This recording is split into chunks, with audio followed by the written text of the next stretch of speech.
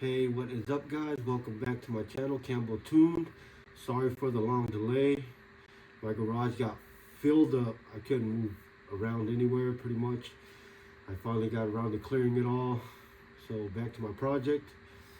Anyways, today I'm going to show you how to remove the wheel bearing off a DA Integra. Because a lot of these YouTube videos that I see that says wheel bearing removal, they only remove the hub and then they take it to the shop and have the shop remove the bearing for them. It's like, come on, dude, your wheel bearing removal, that's your title. Anyways, I'm going to show you my process of doing it. You could probably do it all by hand, but I'll tell you right now, the wheel bearing is such a pain to do if you don't have a shop press. The hub assembly, not so bad, but the wheel bearing itself, it's a pain in the butt. You could probably do it, but I'll tell you right now, better with the press. Anyways, let's get to it.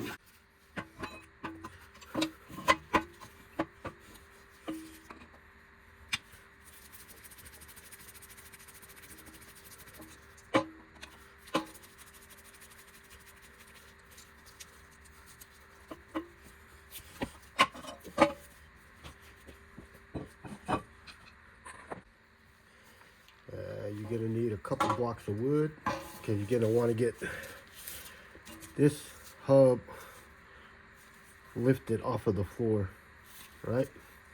You're gonna need a couple blocks of wood, whatever you get your hands on. I'm just gonna use a couple scrap pieces that I have laying around.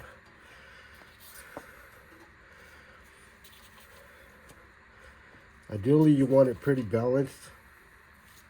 I will be holding this end,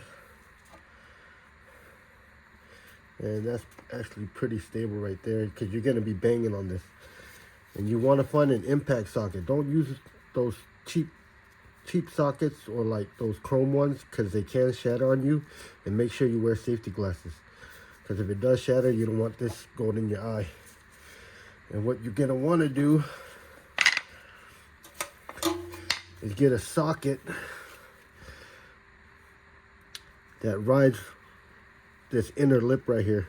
Don't let it ride on the bearing, just that inner lip. That's your hub assembly. You want to bang out that hub assembly. So let's get to this.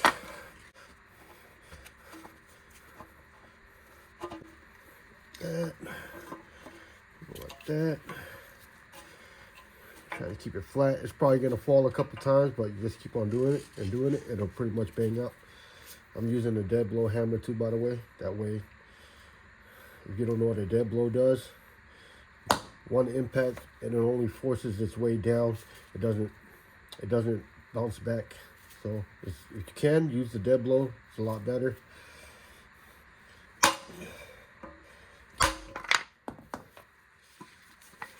You can get bigger scraps of wood. Do that too.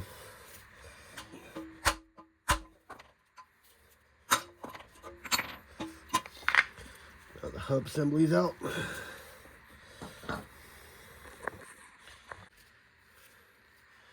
You flip it over, take off this dust shield.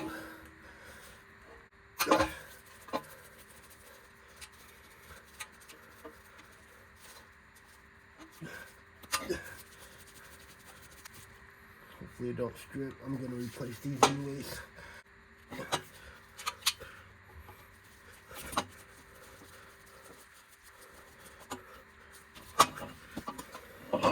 I mean, it doesn't. You don't really need to take off the dust shield, but I don't want to distort it when I'm banging on that wheel bearing.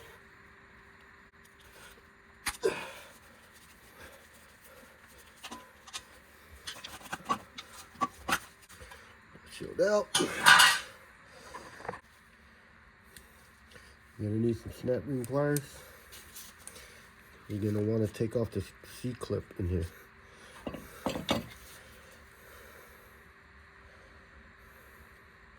Or whatever you might call it. So, you might need some pry bar too or something, a screwdriver. That way when you squeeze it, you could try to use your other hand to slide it up and out.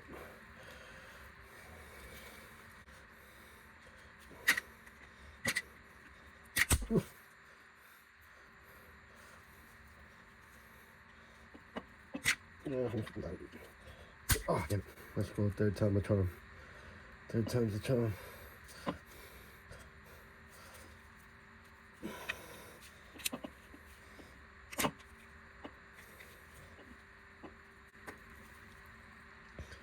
Yeah, boy. Third time's a charm. Now to the press. You could probably do the bearing the same way as you did the hub assembly, but it's a lot easier to bang this out with the press.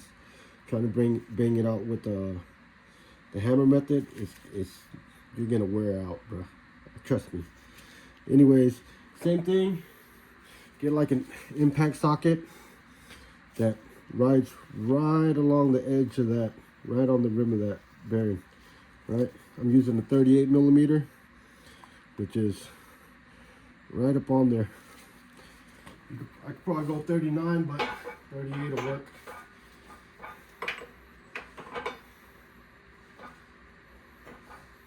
Make sure that's centered, make sure it's leveled. Make sure the bearing is coming out through the hole. There's a hole right here. Make sure the bearing's coming out through that. Tighten this up.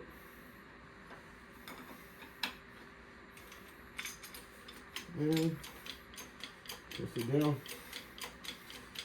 My bottle jack is busted. It's leaking, but it still works.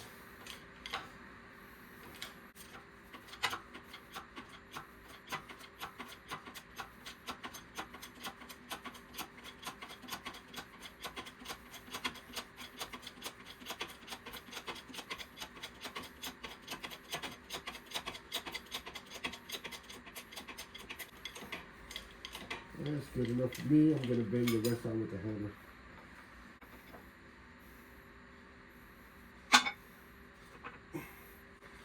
As you can see, the bearing's out. I'm just going to bang the rest out with the hammer. Sorry, when I said hammer, I meant dead blow.